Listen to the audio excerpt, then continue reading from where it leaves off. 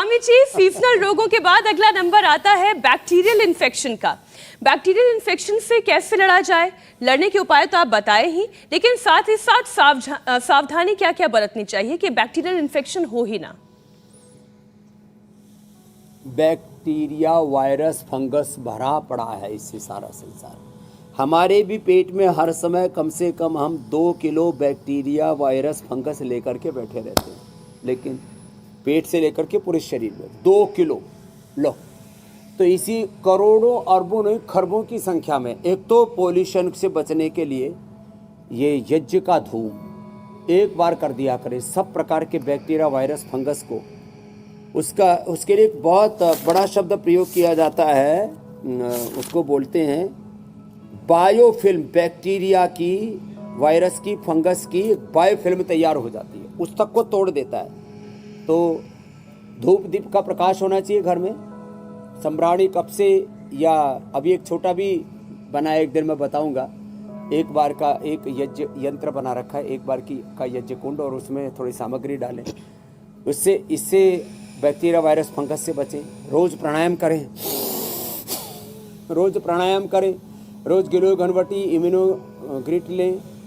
रोज जो है क्षीर घृत अभ्यासो रसायनानाम, जो मैं कल बता रहा था कि जो हमारे ऋषियों ने बताए हैं कि जो है दूध दही का सेवन किया करें।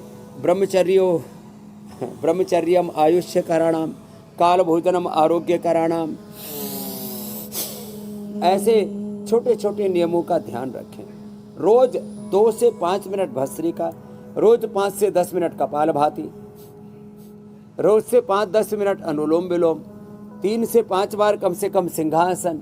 ये जो रोज कर लेंगे, फिर उनके जीवन में ये किसी भी प्रकार के बैक्टीरिया, वायरस, फंगस, ये आगंतुक रोग है। तो एक रोग बाहर से आते हैं, बाहर भी पोल्यूशन से लेकर के सब विकार भरे पड़े, और अपने तन में, मन में जन्म जन्मांतरों के कर्माशय के, संस्कारों के, वासनाओं के पूरे ऐसे पूरे अंबार लगे पड़े, ढेर है।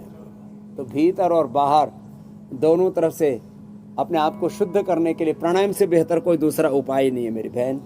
अच्छा स्वामी जी, मान लीजिए सर्दी हो गई है, नाक बंद है, तो फिर प्राणायाम कैसे होगा?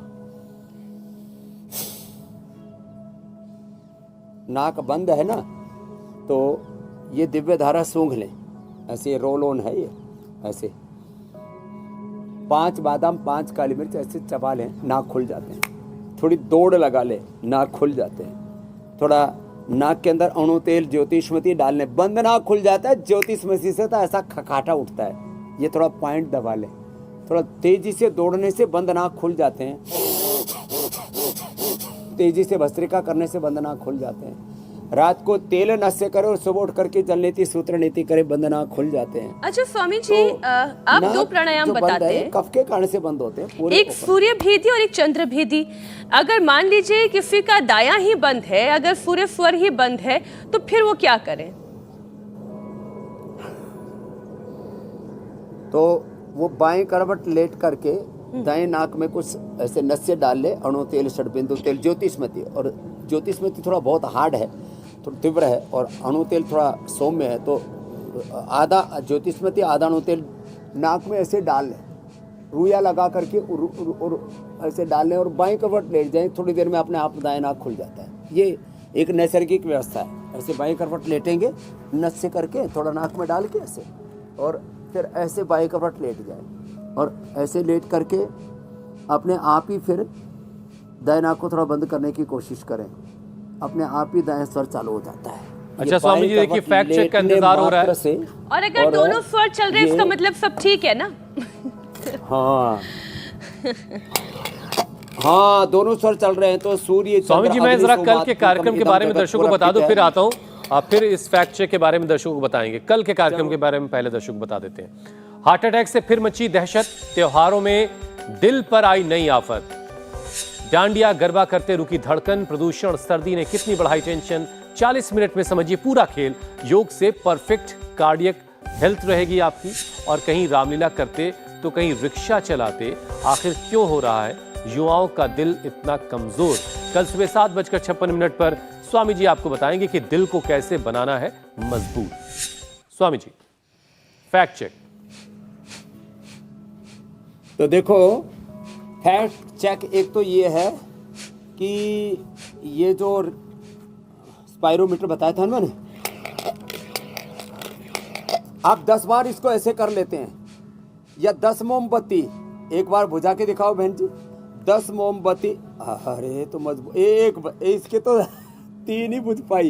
एक साथ यदि 5 मोमबत्ती लाइन में लगा करके बुझा दो तो आपका फेफड़ा मजबूत है। 1 मिनट तक शंख बजा दो तो फेफड़ा मजबूत है। नहीं तो सर्दी आने पर जब चारों तरफ धुएं की चादर ओढ़ रखी हो आकाश ने, तो बाहर योग नहीं करना चाहिए। तो क्या करना चाहिए?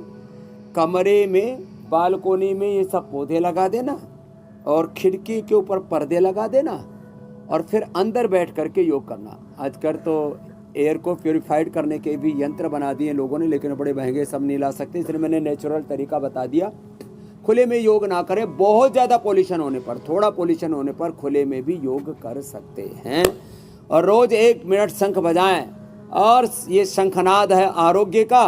और फिर आप अब मोहन भागवत जी का भी भाषण सुनाने वाले हो, शस्त्र पूजा के साथ राष्ट्र की आराधना, भारत माता की पूजन कैसे करना है, भागवत जी से भी सुनवा देना आप। हम इधर शंखनाद करते हैं आरोग्य का।